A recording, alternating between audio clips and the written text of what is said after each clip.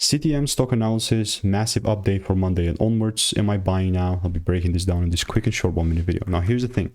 Having done well over 45,000 videos and 5 years of experience, I've seen what's working for me and what's not, especially with Castellum.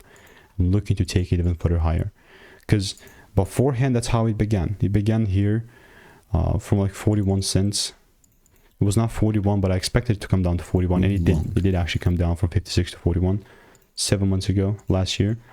You can see like the candle tomorrow, after day after, came down, mitigated, and then delivered. And now looking at this, I also got this bullish idea that I'll still keep on the chart. And it's only really going to be the buy that I hope it is if I see a second break above 132. But it's only valid as long as we're sitting above 109. If we break the 109 zone first, then this is going to be diluted and we move on. Simple as that. So let me know what is your opinion on that. If you want to stay tuned and get free money making emails and insights, and just click the first link in the description and I'll continue to keep you updated.